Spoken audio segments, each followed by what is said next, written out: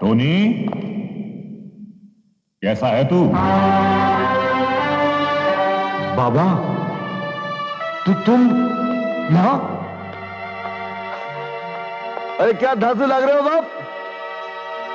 अगर तुम मुझे जेल में नहीं मिले होते तो मैं ये समझता ये महल तुम्हारा ही है।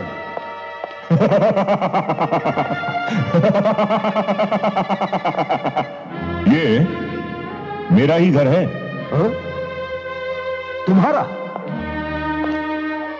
लेकिन जेल में तो तुमने कभी नहीं बताया कि तुम इतने बड़े आदमी हो। बताने से फायदा भी क्या होता? जुर्म मुर्गी चुराने का हो या गला काटने का, कैदियों के लिबास में सारे मुजरिम एक ही जैसे दिखाई देते हैं। खैर, जख्म कैसा है तुम्हारा?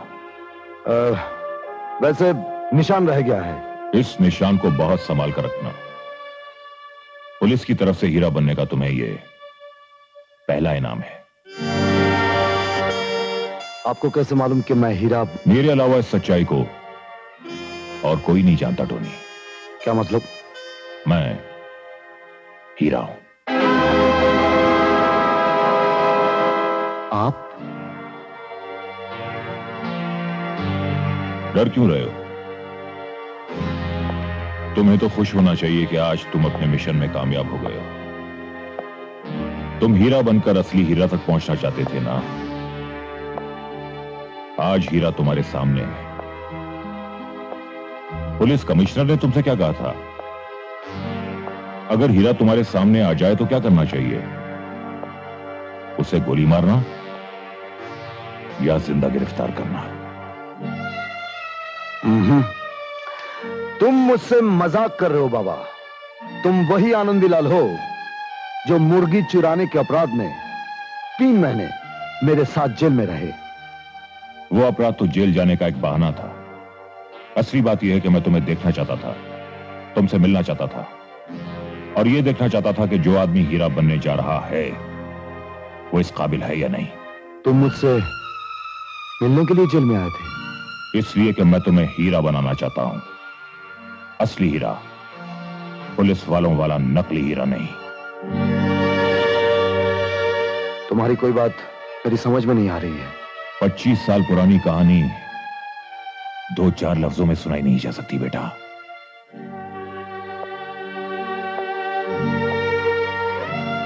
तुझे अपने माँ बाप याद है? शक्ल याद है। सुबह उठकर पहले उनकी तस्वीर देखा करता हूं। आओ, आओ मेरे साथ।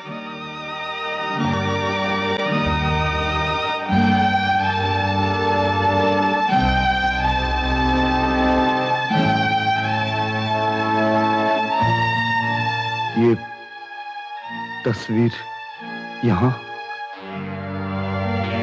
ये कमरा अनिल का है। ऐसा लगता है ना जैसे अभी बाहर से वो आने वाला है। इस कुर्सी पर बैठकर वो अपने जूते उतारेगा, फिर इस घंटी को बजाएगा। जब भी वो बाहर से आता था तो हमेशा संतरे का रस पीता था। ये देखो उसका ग्लास, ये उसका पजामा कुर्ता।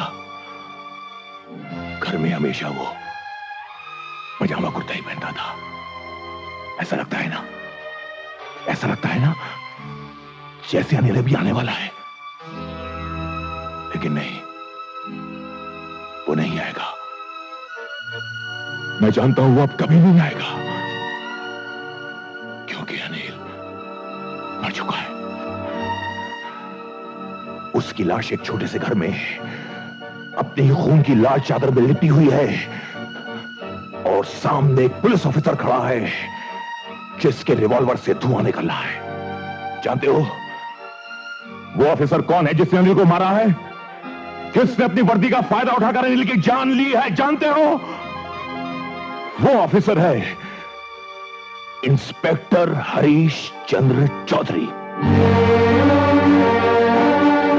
क्या बकवास कर रहे हो तुम? वो किसी का खून नहीं कर सकते।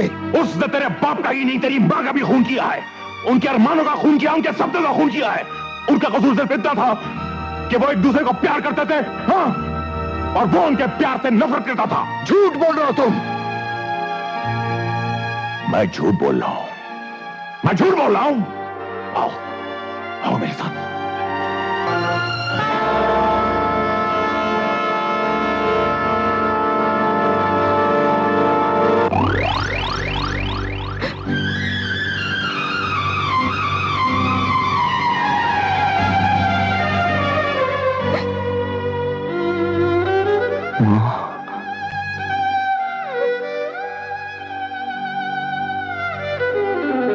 मैं झूठ बोल रहा हूं ना?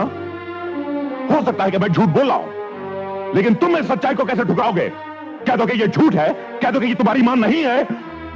चौधरी खूनी है, उसने इसका भी खून किया है। इसकी आंखें हैं लेकिन ये देख नहीं सकती, कान है लेकिन सुन नहीं सकती, जबान है लेकिन शब्दों ने इसका साथ छोड़ दिया है। ये सांस तो लेती है लेकिन एक जिंदा लाश है।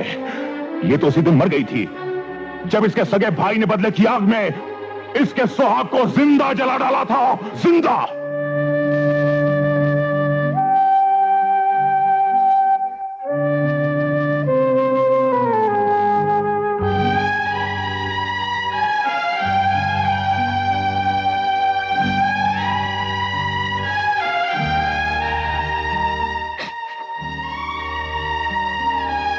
मां,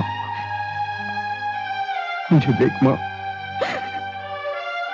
मैं तेरा बेटा टोनी, मुझे देख मां। बेटे, अनिल मेरा इकलौता बेटा था। मैं चाहता तो अनिल के खून का बदला चौधरी से ले सकता था, लेकिन मैंने कसम खाई थी कि मेरे बेटे के खून का बदला उसका अपना खून लेगा।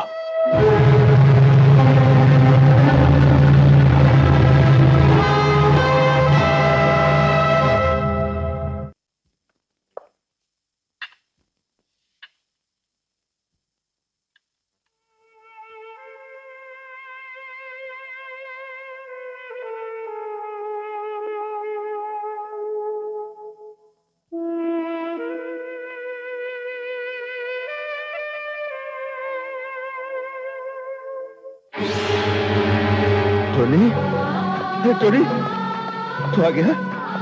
पगले, बड़े अजीब अजीब ख्याल दिल में आते थे, कहीं तुझे कुछ हो ना गया हो। तू ठीक है ना?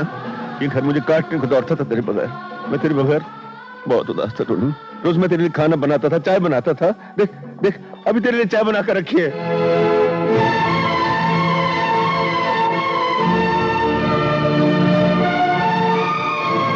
मेरे बाप की मौत कैसे हुई थी?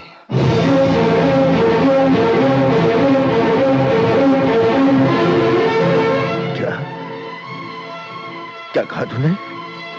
मेरे बाप का खून किसने किया था?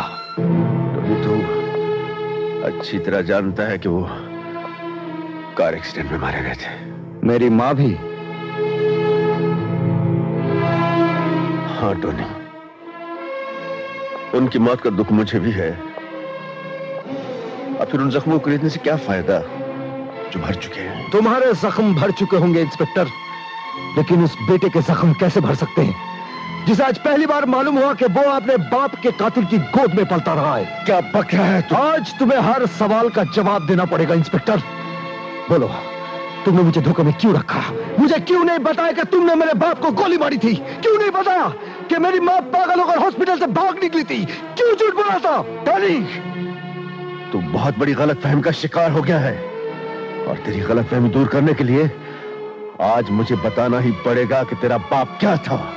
ये एक ऐसा सच है जो तो आज भी नहीं सुन सकेगा। जो कुछ सुन चुका हूं उसके बाद सब कुछ सुन सकता हूं, तो सुन। लेकिन ये बताते हुए मुझे शर्म आ रही है कि तेरा बाप एक जलील चोर था जो मेरी मासूम बहन को वर्गला कर मुझसे दूर ले गया, और एक दिन एक दुकान लूटते वक्त पुलिस की गोली का शिकार हो गया, बिल्कुल उसी तरह जैसे गली के आवारा कुत्ते को गोली मार दी जाती है। आज तक मैंने तेरी हकीकत तुझे ना बताकर तुझ पर बहुत बड़ा एहसान किया था। तो झूठ बोलते हो तुम, झूठ बोलते हो। तुमने आज तक जो कुछ भी किया है अपने जुर्म से डर कर किया है, अपने गुनाहों को छुपाने के लिए किया है। तुमने अपनी बहन की औलाद को नहीं पाला, उसकी मांग उजाड़ने का प्रायश्चित किया है। टोनी, मुझे बचपन में बता देना चाहिए था कि तू एक चोर का बेटा है, तो आज तुझे गाली देने की हिम्मत नहीं होती। बल्कि तुझे गाली सुनने की आदत पड़ चुकी होती। और तुझे कभी नहीं भूलता कि तेरा मेरा रिश्ता क्या है। खून का रिश्ता है चौधरी, मेरे बाप के खून का रिश्ता है। टोनी, टोनी तूने मुझ पर हाथ उठाया। शाबाश, शाबाश, बहुत अच्छा सलाह दिया है तूने मेरे प्यार का। आज तूने बता दिया कि तेरी रगों में किसी गंदे बाप का खून तैर रहा है। टोनी, अब चला जाए यहां से, चला जाए, इससे पहले कि मैं कुछ कर गुजरूं, चला जाए यहां से।